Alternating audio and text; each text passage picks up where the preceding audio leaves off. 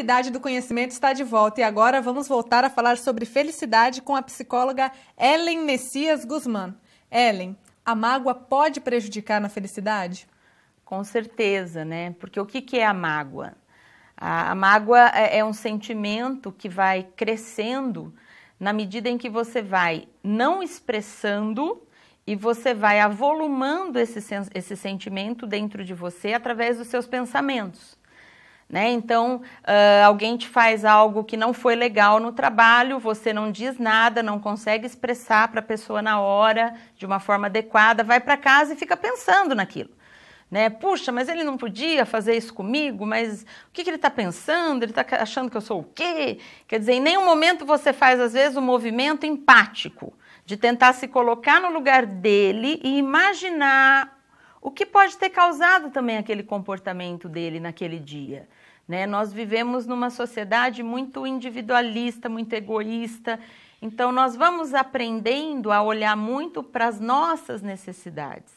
A mágoa, ela vai se avolumando na medida em que você vai pensando que realmente você tem motivos para se sentir dessa forma, machucado, ofendido.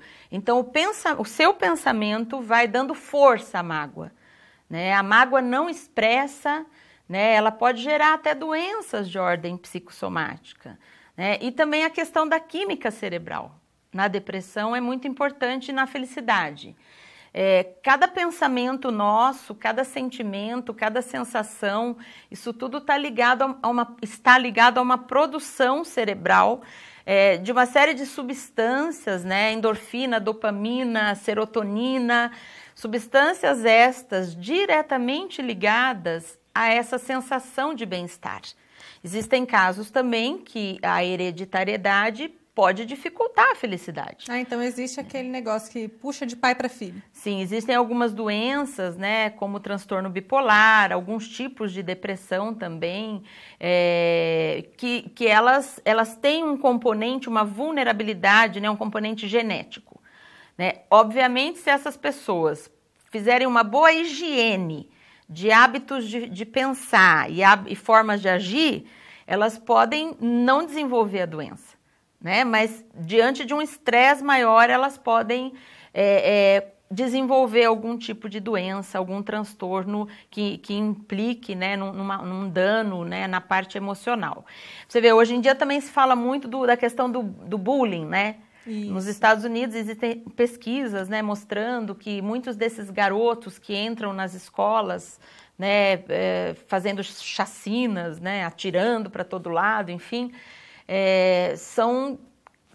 foram um dia crianças que sofreram bullying. Então, né? Essa falta de felicidade pode começar desde pequeno. Olha, hoje existe um aumento muito grande nos quadros clínicos de depressão infantil, coisa que nós não estávamos acostumados a ver. Né? Nós temos aqui a clínica de psicologia do Sesumar, inclusive, né? Que também está à disposição da comunidade. Né? E nós vemos muitos casos chegando ali para nós de crianças deprimidas. Né? Isso, antigamente, há anos atrás, isso era raro, isso não acontecia numa proporção tão grande assim. Então, nós temos que pensar como é que nós estamos lidando com as nossas crianças, que tipo de vida elas estão tendo, né? E essa questão do aprender a lidar com o nosso emocional. Não sei se você se lembra de um filme que veiculou bastante, né, nos meios de comunicação, há alguns bons anos atrás, que se chamava Um Dia de Fúria. Sim. E o cara, né, um norte-americano, ele tinha... era um norte-americano comum, um cidadão americano, e de repente uma vida muito estressante, né, aquela correria no dia a dia, e de repente ele tem um ataque, né, de fúria. Né? Então esse tipo de crises, né, de explosões, podem acontecer, né, devido às pessoas estarem acumulando muito estresse, muita tensão, às vezes a própria mágoa, como nós falamos, né, ela pode, né, se a pessoa, juntamente com outros elementos, é claro, né, ela pode culminar numa crise como essa. Muitas pessoas têm crise de raiva também, né? Sim, crises de raiva também estão ligadas, né, a tensões que você foi acumulando dentro de você. O próprio estresse, que é um problema hoje da humanidade, da vida pós-moderna, ele é gerador, né, de uma tensão muito grande que você vai acumulando, por isso a importância, né, de nós fazermos atividade física, preferencialmente diariamente, se não pelo menos 3 vezes por semana, porque é um momento que nós podemos descarregar um pouco as nossas tensões. Como que Freud explicaria a felicidade? Olha, Freud não se dirigiu muito ao estudo da felicidade, até porque a psicologia, no seu início, estudava muito as doenças, as neuroses e as infelicidades. Né? Então, até 20, 30 anos atrás, e na época do Freud, da psicanálise mais ainda, não haviam estudos específicos voltados para a felicidade. Esses estudos que eu estou te dizendo, essa área chamada hoje ciência da felicidade, ela é absolutamente nova, é de 10 anos para cá. Em Harvard, que é uma grande universidade, lá existem núcleos de pesquisa sobre a felicidade e, inclusive, disciplinas que estão sendo colocadas nos cursos de graduação da universidade e que são disciplinas que tratam só da felicidade. Quer dizer, começaram a ensinar felicidade para os alunos que estão cursando graduação. Olha que coisa interessante. Há estágios da felicidade? Tipo, tem felicidade mais fraca, felicidade média? Sim, há níveis, né? Então, nesta avaliação que você mesmo faz da sua felicidade, você pode se avaliar uma pessoa muito feliz, né? Razoavelmente feliz, pouco feliz, infeliz, extremamente infeliz. Então, são graus, na verdade, né? Onde a pessoa mesmo se avalia. Porque ela que tem que se avaliar no sentido de ver qual é a satisfação e qual é o grau, né, da sua realização diante da vida. Né? Então, o conselho que você daria para essas pessoas seria se autoavaliar em meio a essa correria do dia a dia que pode também promover a falta de felicidade. Sim, e a dica que eu daria, assim, né, se observar o emocional das nossas crianças, observar o seu emocional. Alterações no seu emocional, né? De repente eu não sou nervosa e estou muito irritada, né? Eu não sou tão quieta assim e de repente fiquei quieta demais, né? O meu marido está diferente, não conversa mais, está cada vez mais calado, se isola, né? O isolamento é um dos sintomas da depressão, né? Nos adolescentes é muito difícil também identificar muitas vezes a depressão, porque nem sempre eles têm crises de choro, né? Eles simplesmente podem ficar extremamente desmotivados, né? Com muito sono, com muita falta de envolvimento, né? Em qualquer tipo de atividade, né? E às vezes podem apresentar o choro, mas não em todos os casos. Então, em criança e adolescente, é mais difícil se fazer o diagnóstico. Cada um reage de uma maneira diferente. Sim, e o mais importante, né, pedir ajuda, né, gente?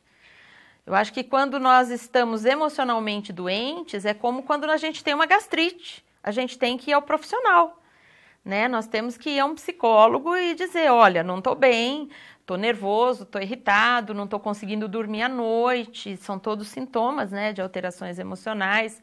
Estou mais agressivo do que o normal, estou muito quieto, fechado, não sou assim. Né? Então, essas alterações elas devem ser avaliadas por um profissional de psicologia e, em alguns casos, a gente também pede avaliação psiquiátrica, né? Porque, em alguns casos, nós precisamos que a medicação também ajude esse paciente, até para dar condições, né, para que nós possamos trabalhar esses pacientes. Porém, existe uma banalização da medicação também. Né? Muitos pacientes tomam antidepressivo assim, como se fosse, o que nós podemos dizer, AS, né? Então, existe uma banalização hoje, um uso inapropriado do antidepressivo. Né? Essa é uma questão também importante, porque o antidepressivo ele vai com certeza melhorar o teu sintoma. Mas tem que ser na medida certa. E é muito importante, né, que você faça paralelamente uma psicoterapia, porque o que você precisa mudar para manter o seu estado de felicidade, né, o seu estado de saúde, você precisa mudar comportamentos, pensamentos, sentimentos, percepções, e quem ajuda nisso é o profissional de psicologia. Né? A medicação ela ajuda muitíssimo, mas ela vai muitas vezes diretamente no sintoma. A gente precisa trabalhar juntamente com o psiquiatra na questão comportamental, na questão dos sentimentos e dessas atitudes todas que nós citamos ao longo do programa. E eu penso que o que dificulta também é a pessoa tomar coragem, iniciativa e procurar ajuda. Nádia, é muito difícil, ainda hoje, isso melhorou bastante, mas ainda é muito difícil a busca do psicólogo. Algumas pessoas ainda têm muito preconceito, chegam às vezes no meu consultório e até abrem com a gente, diz assim, olha, eu tive muita vergonha de te procurar, eu nunca imaginei que eu precisaria de um psicólogo, né? Existe um preconceito, um medo de avaliarem, de interpretarem aquilo como, eu tô louco, eu sou um desequilibrado, eu sou fraco, por isso que eu procurei um psicólogo, né? E eu quero dizer para os ouvintes que muito pelo contrário. Né, as pessoas que procuram, né, os consultórios de psicologia, muitas vezes elas têm a oportunidade de profissionalmente se desenvolver melhor, né, em termos de relacionamento amoroso, casamento, viver melhor na relação com seus filhos, enfim. Né? Ok, professora, foi um prazer tê-la aqui no Comunidade do Conhecimento. Obrigada. Eu conversei com a professora Ellen Messia Guzmán, ela que é especialista em tratar sobre felicidade e nos honrou com sua presença aqui no Comunidade do Conhecimento. Nós vamos para um rápido intervalo, mas daqui a pouco nós estamos de volta.